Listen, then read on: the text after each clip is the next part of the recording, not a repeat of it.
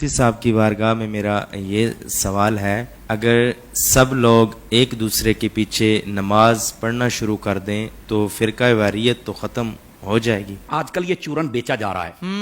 میں ایک سادہ سوال کر لیتا ہوں۔ پہلی بات، کیا قرآن و حدیث میں کہیں پر یہ موجود ہے حکم کہ اگر سب ایک دوسرے کے پیچھے نمازیں پڑھ لیں تو یہ ختم ہو جائے گا کام؟ کوئی دلیل؟ کہا جی یہ تو نہیں ہے۔ میں نے کہا نہیں ہے نا، تو پھر میری دوسری بات بتائیے۔ اگر کسی بندے کی قراءت ٹھیک نہیں، یعنی وہ قرآن صحیح نہیں پڑھ سکتا، اس کے پیچھے نماز ہو جائے گی؟ بولے نہیں، اس کے پیچھے تو نماز نہیں ہوگی۔ تو میں ایک سادہ بات کہنے لگا ہوں، سارا سمجھ آ جانا چاہیے۔ جس کا قرآن ٹھیک نہیں ہے، جب اس کے پیچھے نماز نہیں ہوتی، تو جس کا ایمان ٹھیک نہیں ہے اس کے پیچھے ہماری نماز کیسے ہو جائے گی؟ کیا کہنے علامہ صاحب۔ بات دراصل یہ نہیں کہ کس کے پیچھے نماز پڑھنی، بات یہ کہ جو مصلی پر کھڑا ہے نا، آپ نے دیکھنا اس کا عقیدہ بھی درست ہے کہ نہیں ہے۔ جی جی جی جی جی، میں آپ کو اس سے بھی ایک سادہ مثال دے دیتا ہوں۔ دیکھیے، ہم پیچھے کھڑے ہیں، ہم نے کہا پیچھے سے امام کے اللہ اکبر، بھائی جو مصلی پہ کھڑا ہے حضرت، وہ بھی تو دیکھو نا، یہ کس امام کے پیچھے ہے؟ آیا کہ یزید کو امام کہنے والا ہے یا حسین کو امام کہنے والا ہے؟ کیا کہنے، تو ذرا اس بات کو سمجھو نا۔ حالانکہ جب حضرت امام حسین کو ہم امام کہتے ہیں تو ہم بیچ میں صحابہ کرام علیہم رضوان کا لحاظ بھی رکھتے ہیں، یہ یاد رکھ لیجئے۔ لیکن میں نے ایک اشارہ دیا ہے۔ آقا کریم علیہ السلام نے ارشاد فرمایا، ان اللہ اختارنی واختار لی اصحابی واختار لی منہم اربعہ۔ فرما اللہ نے سب سے پہلے میرا انتخاب فرمایا، میرے بعد میرے صحابہ کا انتخاب فرمایا، پھر میرے لیے ان میں سے 4 کو چنا، حق 4 یار بھی آ گئے، ٹھیک ہے۔ پھر اس کے بعد فرمایا، اس کے مختلف پہلو آگے ہیں، مختلف الالفاظ والطرق والسند، یہ روایت ہے، لیکن ایک روایت یہ بھی ہے، فرمایا ان قریب ایک قوم آئے گی، ینتقصونہم ویسبون اصحابی، جو میرے صحابہ کرام میں سے نقص نکالے گی، عیب نکالے گی اور گالیاں دے گی۔ فرمایا جب یہ آئے تو حضور ہم نے کیا کرنا ہے؟ فرمایا لا تواکلوہم ولا تشاربوہم ولا تسلموا علیہم ولا تصلوا معہم ولا تناکحوہم، او کما قال علیہ السلام۔ میرے آقا کریم علیہ السلام نے فرمایا، نہ ان کو سلام کہنا ہے، نہ جواب دینا ہے، نہ رشتہ دینا ہے، نہ لینا ہے، نہ روٹی پکا کے ڈالنی ہے، نہ ان کے ساتھ کھانی ہے۔ اور میرے نبی کریم علیہ السلام نے فرمایا، مر جائیں تو جنازہ نہیں پڑھنا، ان کے ساتھ نماز نہیں پڑھنی، سمجھ آ رہی؟ ان کے ساتھ نکاح نہیں کرنا۔ تو میں نے کہا یہ ہمیں چورن مت بیچو، ہم نے حضور کی حدیث پڑھی ہوئی ہے۔ اگر کوئی چاہتا ہے کہ ہمارے سامنے کھڑا ہو کر ہمارا امام بنے، امام بننے سے پہلے بندہ بن کے مجھے یہ بھی بتائے تیرا نبی کے بارے میں کیا عقیدہ ہے، تیرا صحابہ کے بارے میں کیا عقیدہ ہے، تیرا افضلیت صدیق اکبر بکار بارے میں کیا عقیدہ ہے، تو کل صحابہ کو جنتی مانتا ہے یا نہیں مانتا، تو نبی پاک کی اہل بیت کے بارے میں کیا کہتا ہے، یہ سارے عقیدے مجھے بتا دے، میں تیرے پیچھے کھڑا ہو کے نماز پڑھ لوں گا۔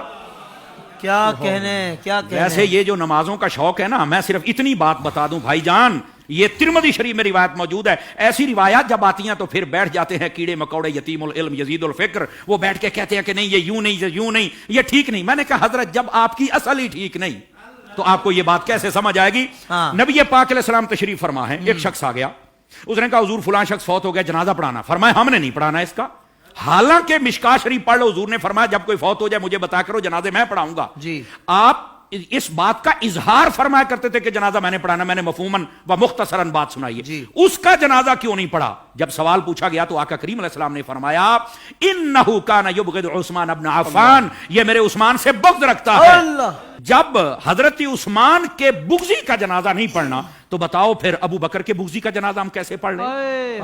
بتائیے کیسے ہم ان کے پیچھے نمازیں پڑھ لیں اور ان کے آگے کھڑے ہو کر ان کے جنازے پڑھائیں اور ان کے ساتھ ہم پیار کی پینگیں چڑھائیں اور ہم ان کو جفیاں ڈالیں؟ بھائی ان سب کو سمجھنا چاہیے، یہ ڈائریکشن ہے سیدھی سیدھی سڑک، یہ شفاعت نگر کی ہے، اس سڑک پر آ جائیں جس کا نام راستہ اہل سنت ہے، ہم تمہارے پیچھے کھڑے ہو کر نمازیں پڑھنے کے لیے تیار ہیں۔ تو جب عقیدہ ہی واضح نہیں ہے تو آڈی پنجابی کہندے نے ویکھ کے زہر تو کوئی نہیں پیندا۔ حضور شاہ صاحب ہماری پنجابی ویکھ کے زہر تو کوئی نہیں پیندا، تو پھر ہم تو نہیں پی سکتے۔ ویسے اگر کسی کو زیادہ شوق ہو نا، بس نہیں وہ قرآن پڑھتے ہیں تو چھوڑو جی چھوڑو، داڑھی بھی ہے تو چھوڑو جی چھوڑو، مصلی پہ ہے، تو میں نے کہا آبا صاحب اللہ کی تفسیر اٹھا کے دیکھ لے، یہ تیرا شوق بھی پورا ہو جائے گا۔ حضرت حافظ صاحب ہوا یہ کہ حضرت فاروق اعظم کا زمانہ اقدس ہے، ایک قریب محلے میں امام آ گیا، اس کو نماز کے لیے ہر نماز کے اندر جب وہ قرات کرتا ہے تو آبا صاحب تولا پڑھتا ہے۔ لوگوں نے کہا بھی اور قرآن نہیں آتا؟ کہتا آتا ہے۔ تو یہ کیوں پڑھتا ہے؟ کہتا مزہ آتا ہے۔ اچھا، انہوں نے کہا ذرا حضرت فاروق اعظم کی خدمت میں لے کے چلے۔ حضرت فاروق اعظم کو بتا، آپ نے طلب فرما لیا، واقعہ لمبا ہے، آپ نے طلب فرما لیا۔ آپ نے جب طلب فرمایا تو آپ نے کہا کیوں پڑھتا ہے؟ کہتا ہے مجھے نا اصل میں مزہ آتا ہے، اس لیے کہ اس میں معاذ اللہ اس کی سوچ دیکھو، پڑھ سب کچھ رہ گئے لیکن سوچ دیکھو اس کی۔ اس نے کہا جی بات یہ ہے کہ اللہ نے اپنے حبیب کو یہاں جھڑکی پلائی ہے تو مجھے بڑا مزہ آتا ہے اس میں استغفر اللہ استغفر اللہ. یہ خارجیانہ سوچ تھی. سمجھ آ رہی ہے میری بات کی؟ یہ توہین کی سوچ تھی. یہ کامل و اکمل لوگوں کا یہ شیوہ ہی نہیں ہوتا. اور ایسی جو ہمارے سامنے مثالیں ہوتی ہیں نا وہ ہمیں سمجھنے کے لیے مثالیں ہوتی ہیں. اور پھر ایسے لوگوں کا حشر کیا وہ بھی سننا ذرا. ٹھیک ہے. حضرت فاروق اعظم نے اچھا تجھے مزہ آتا ہے؟ کہا بالکل. آپ نے تلوار منگائی اور 2 ٹکڑے کر دیے اس کے. آپ نے فرمایا ودوحا پڑھ کے تجھے مزہ نہیں آتا؟ ومار سلناک الا رحمۃ للعالمین پڑھ کے تجھے مزہ نہیں آتا؟ انا اعطیناک الکوثر پڑھ کے مزہ نہیں آتا؟ ورفعنا لک ذکرک پڑھ کے مزہ نہیں آتا؟ یعنی جو قرآن پڑھ کے دل میں توہین مصطفیٰ کی رکھے جب اس کے پیچھے نہیں ہوتی تو جو سر عام میلاد پر کفر کے فتوے لگائے ان کے پیچھے کیسے ہو جائے گی؟